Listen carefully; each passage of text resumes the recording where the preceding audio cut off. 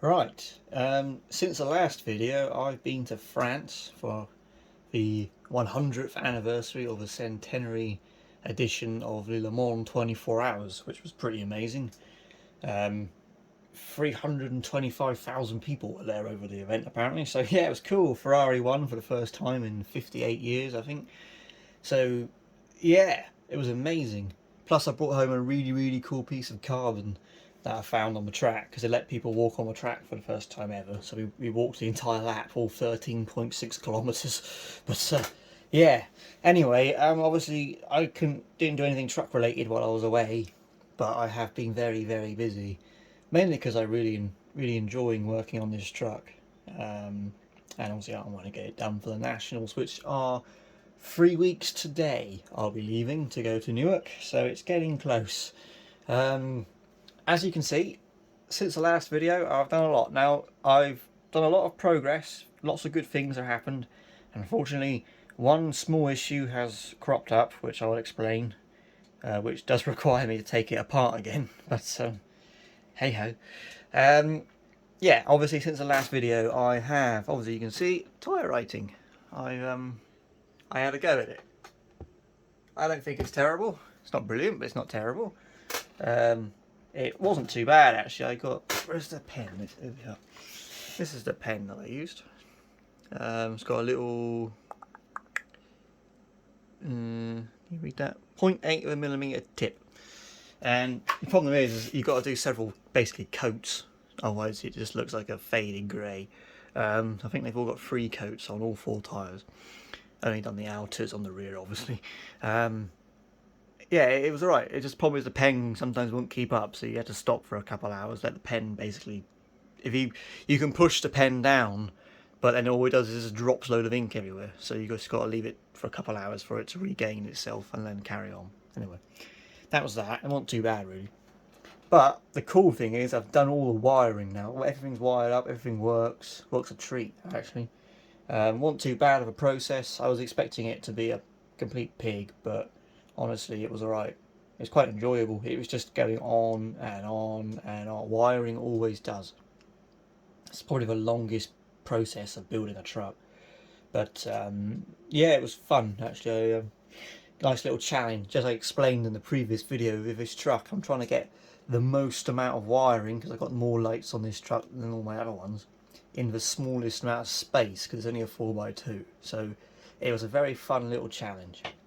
But yeah, as I said, there is an issue. Now, it's not related to the wiring, surprisingly, actually. It's completely different. I don't know if you can tell, you probably can actually, but this truck, I was driving it around last year, and that's before I painted it, before I did any wiring, electrical, anything, any interior, any of that. It was just the bare minimum truck, bare minimum truck. And it was just a rolling chassis running on a 2-channel ESC for power, or forwards and back, and a servo for steering. And it was great. I took it to the Nationals, took it to Cornwall Show, a couple of RC club meetings last year. As I was adding to it, I wasn't doing any wiring. I was just adding the light bars to it and drilling all the holes. And it was absolutely fine. It ran perfectly on the steering servo and the wheels and tyres that I've currently got in it. However, since then, when I've put the interior in and done all the paintwork and put the speaker in the roof and the light bars and all on, it's added a ton of weight on the front. And it actually compressed the springs. I didn't even notice it until the other day. But there was no gap here. It was literally sitting barely off the tyre. In fact, I think it was just touching on the outer lip. And when I went to drive it around the other night, when I put it back together, I had no steering at all. And then I put it, obviously this is carpet in this room, which isn't a very good testing area, so I put it on my landing, which is made of just wooden planks, and I had barely any steering. So I messed around with the ride height, and I noticed with these trucks, if the ride height's too low, the super singles rub at the back on the rear of the arch, and if the ride height's too high, it rubs on the front of the arch. So there's a sort of sweet spot in the middle. So I took the springs out with shocks and I put bolts in. I messed around with different height bolts just to give it a proper rigid leveling thing, so it doesn't keep compressing, because that is a very heavy area at the front. I would say the weight distribution on this truck is probably about 75-25 on the front. And The problem I've got now is that it doesn't rub anymore, which is fine. I've got the right height. I could probably go a little bit lower, actually, as I say. But the lower I go, essentially, it basically moves the tyre backwards. Well, it moves the rest of the truck around the tyre, but it reduces. To be fair, actually, it's not too bad. I thought it was sat a bit too high, but I don't think it really doesn't look that bad. But the problem I got is the steering servo. It ain't strong enough. There's too much weight on the front, and these are thick, super wide, super single tyres. All of my trucks and all the dad's trucks, apart from my T-cab, all use the same steering servo. And as soon as I say it, most of you are going to go, because it doesn't sound very strong. But I only use 3 kilogram servos. I've never had an issue with them ever. It'll cast in CS3s.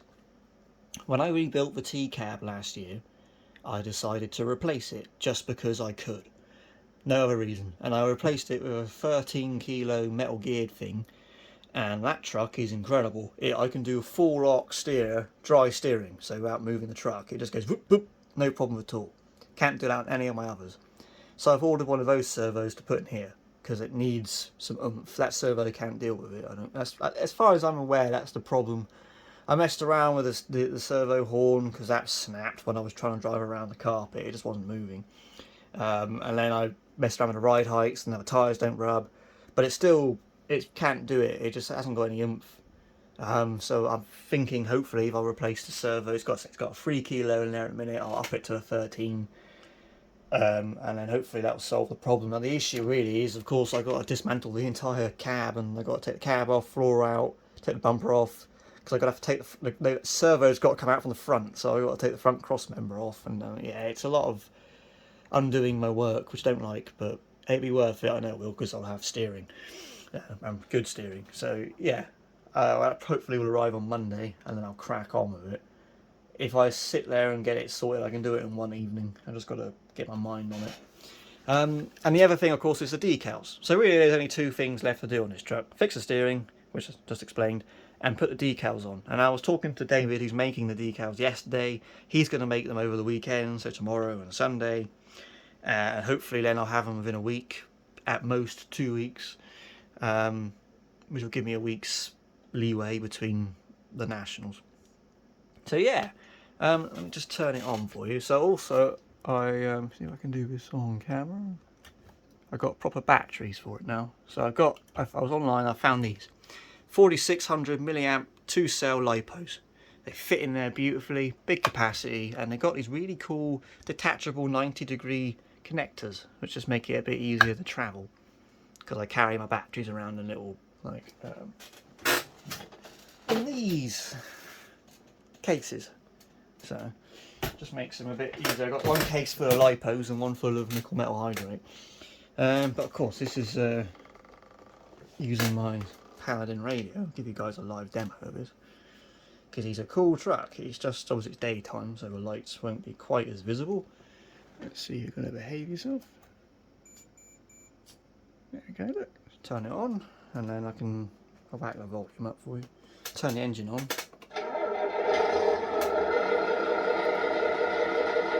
Turn it down a bit, you can do it on the controller. So yeah, you got your daytime running lights, the rear one there, and then the dash. Should be done. Also, I got T-Rex magazines made by Tenants. Absolute legends, thank you so much. Also got the curtains in from them. The upholstery, which you can't see. Actually, if I do this, you've got purple underglow. As I say, it's a bit bright outside at the minute, so you probably can't see, but you can see the underglow lights and the interior lights. So now you can kind of get a better look. So yeah, they've got the bed at the back there from Tenants as well, and the trees which do that. So yeah, but of course you want to see all the lights.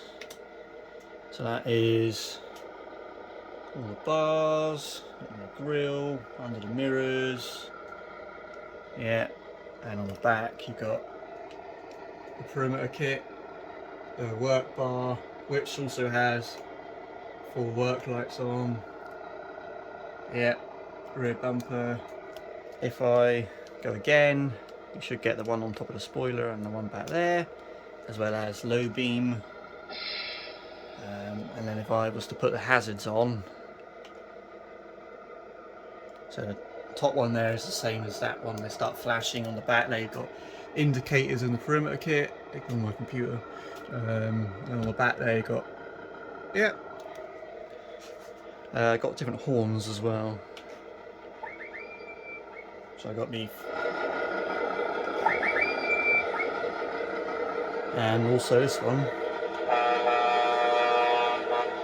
and this one.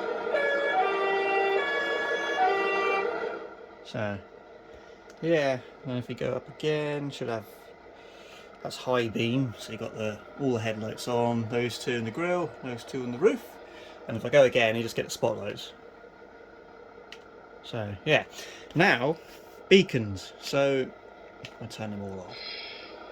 Roof beacons, quite normal, turn them on, cycle through different things, and then I've got on the front, I've got these 6 which come on. So I've got static and diagonal flash. These 6 are done on a wigwag unit, 2 actually, that I brought from Aztec, and they allow you to have flashing lights on sequences while connecting to your receiver, which is really cool. Basically make homemade beacons, you know. Do it again, which is that button there. You get that, and do it again, they turn off. And I can turn those ones off. But of course, there you do that.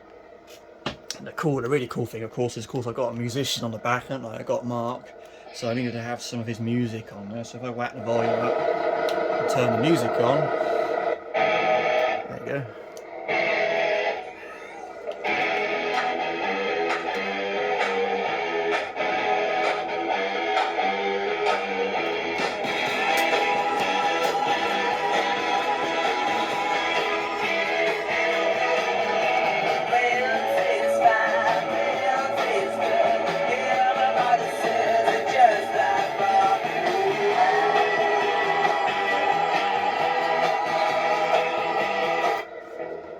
So yeah, just a few tracks from T-Rex on there, just of course.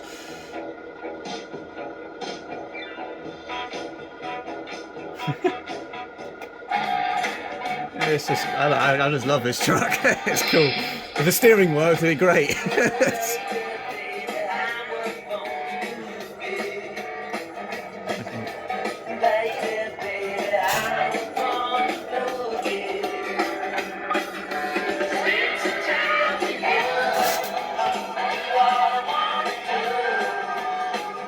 So yeah, it's nice, it's good. It's a lot of work. But to be fair, I was thinking about it. I've only had it 13 months. It came out a year ago, didn't it? I got it in May last year, so ain't done bad. Just really, I like it. I like it a lot. So obviously the decals, I'll just turn the music off. Well, I also had it set so when the music starts playing, the engine volume drops. So it goes from 100 down to 25%. All through the beer unit, of course, which is under here. That's the power button for it. There's Mark on the back of the Tiger. So yeah, the stickers. I'll just turn the engine off. Turn that off. Too many lights. There you go. So obviously the stickers, I'm going to have T-Rex here in purple, T-Star Rex, little 770S down here, my logo up there, same on the other side, my logo in that gap there. That Scania there is going to be purple, and then back here on the flap I'm going to have Born to Boogie, which is one of Mark Bolan's songs. So that's the progress so far. I said before the next video, I'll do one more video on it before the Nationals, which will basically be it's finished, and turn it off as well. Look, signal lost, and the radio tells me it's off. So yeah, before the next video, I'll do one more video. What the hell am I talking about? Before the Nationals, I'll do one more video on it, and hopefully by then it will have the stickers on the side and the steering sorted, and there's obviously stickers on everywhere else. So the stickers and the steering, that's the 2 things that need to be sorted. I think I can do that. I know I can, it's quite easy. If I can get the decals by the end of next week, I'm pretty sure within a little week, just over a week, I'll have it finished. Fingers crossed. So yeah, anyway, that's it. Right now I'm working on a forklift. So I'll do a video on that one as well when it's done, or when I get it ready for the Nationals. But thank you so much for watching. I'm sorry this video went on for so long, me blabbering on like normal. And I'll update you guys again when I've got those bits sorted. So cheers.